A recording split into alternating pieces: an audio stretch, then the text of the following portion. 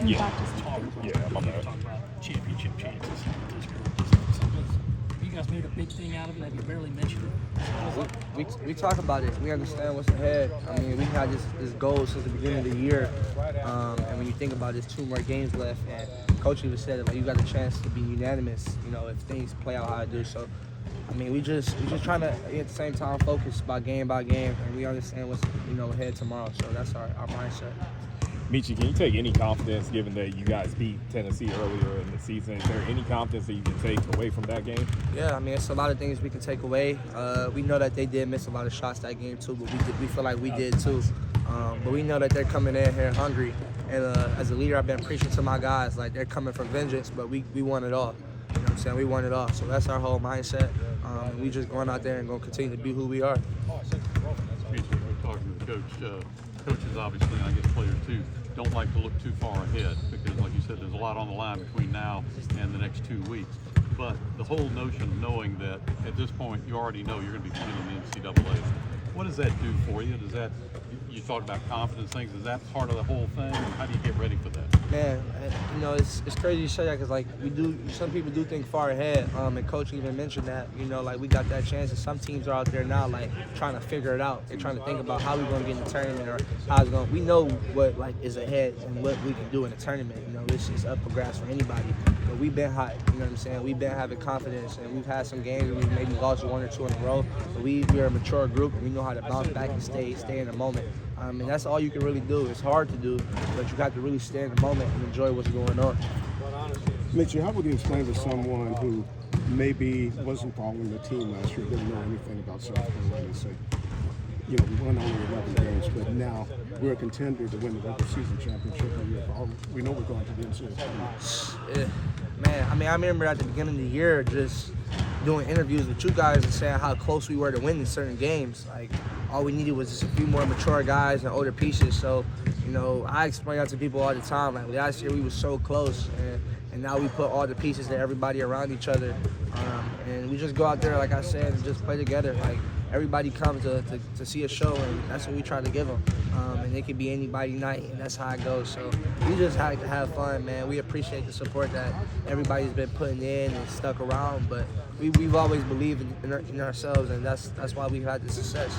You said that any given night, someone could be hot, and it could be their night. Just where does that unselfishness from the team come from? The fact that you guys are so happy that person is shining, even if you may not be. Yes, I mean, the number one thing is winning. You know, when you win, everybody wins. And when you're a good player, anybody, you don't have to, you're not limited to one thing. You know what I'm saying? There's been games where myself, maybe didn't have a good score at night, but I go get 7, 8 assists, I go get 7, 8 rebounds, I get 3 steals. I do whatever I need to do to help my team win. That's what the team is about.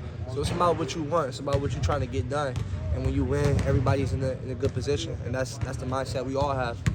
In your mind, what does a season-long accomplishment like a regular season title represent, maybe more differently than just a March Madness accomplishment? What would it actually mean to finish this off, in your opinion?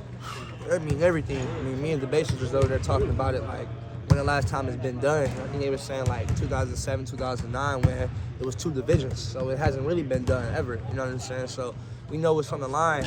We know what's ahead.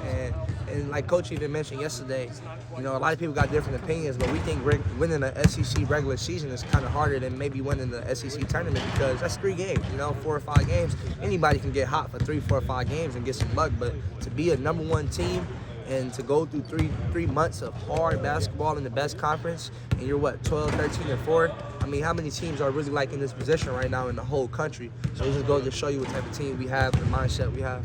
What do you feel like worked so well about the plan going into the game in Knoxville? And then, you know, obviously outside of Connect, it seems like you guys were able to really handle Tennessee's other shooters. What happens if some of those guys have a better night? How do you guys kind of handle that?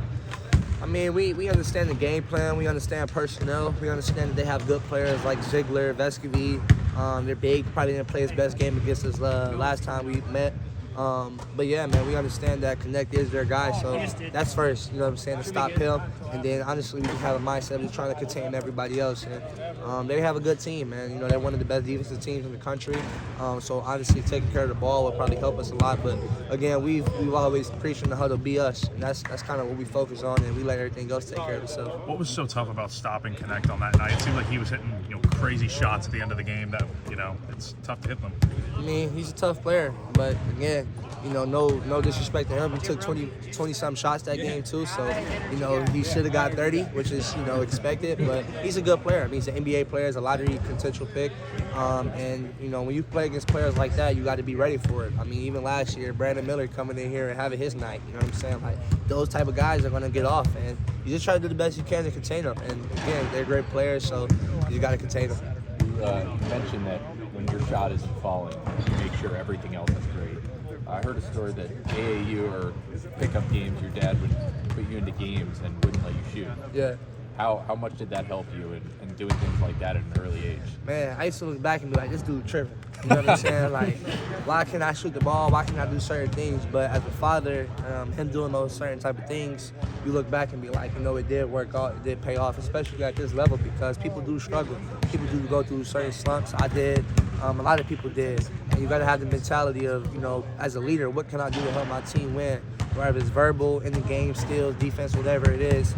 I look back and I always thank my dad for just, you know, putting me in certain workouts. Like he never let me feel like I was good. You know, I used to go as an AAU, go put up 30, 40 points in games, and you'll think like you're gonna come to a workout and have praise, but it kicked me out the gym or tell me I'm not that good. And it was a mental thing, you know what I'm saying? I'm not saying it works for everybody, but for where I've gotten to, it worked for me, and I always appreciate him for that. How much did your basketball IQ grow just being around a court when you were like right when you were born?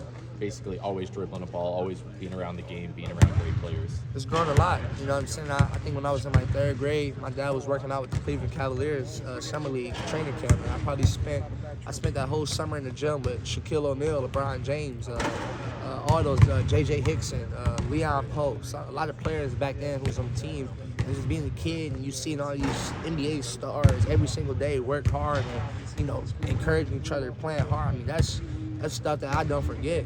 You know what I'm saying? And I try to do that with these guys. I try to make every single guy believe that they're that guy, like you're him. And we try to push each other and make each other better. You mentioned earlier that you always felt like you were just missing a few mature pieces. Well, you got those 3 mature pieces as one-year transfers, and now tomorrow night is going to be their send-off. What has it meant for you as somebody who watched that happen to see those 3 have the year that they have and be able to honor them tomorrow night? And regardless of how tomorrow goes, man, it's probably one of the most fun times I've ever played in my life, playing basketball with Talon, BJ, Steven, all those guys. Man, we talked about this. You know what I'm saying? Like, we've gotten to this moment, you know, and everybody's happy and everybody sees it, but we remember when, like, everybody picked us last. You know what I'm saying? Like, we talk about that all the time, so it's like, it's just about us, and I love those guys, man. There's nothing I want to do for them. And just to be able to, you know, share that court one more time with them in Colonia tomorrow, you know, like I said, regardless of how I go tomorrow, I'm going to try to give everything I can to help them win. So it's all about them tomorrow, for real. And then also, kind of on the topic of mature players, although he wasn't a transfer, he did get to get some court time again. But what does it mean for you to see Dibba be able to come back from everything he went through last year and be able to finally get out there and get some playing time for you guys? Man, people don't understand how hard the injury is. You know, he tore his ACL, then tore his Achilles. Ebo was my roommate last year every time we went on the road. So I was helping taking care of him, help walking downstairs and going to get his food, and you know what I'm saying, he couldn't walk. I remember them nights, just him crying on the phone to people, like, just wanted to play basketball. Didn't care if he went out and scored 20, 30. You was seeing in the Texas A&M game when he really got that time to get in and play. Like, it was just a great thing to see, man. That we got some good dudes on this team, and he's one of them. So for him to be in this position now, I'm just grateful that he's able to play and he's healthy. Meechie, you mentioned that you guys were picked to finish last in the SEC. Walk us through that moment. What was going through your mind, and how great is it to kind of prove the doubters wrong?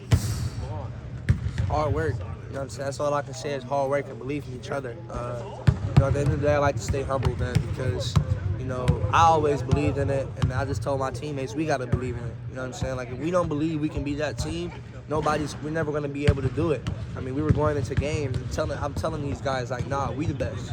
Like, we're number one. Like, we're going to Tennessee. They think they're going to, no, it was easy. The crowd not really into it. Like, we like that type of stuff. We like being the underdog. So, just being in this position now, when everybody doubted us, we just humble, man. We're working, and we still got ways to go. Like, we're still trying to put banners up and get things done.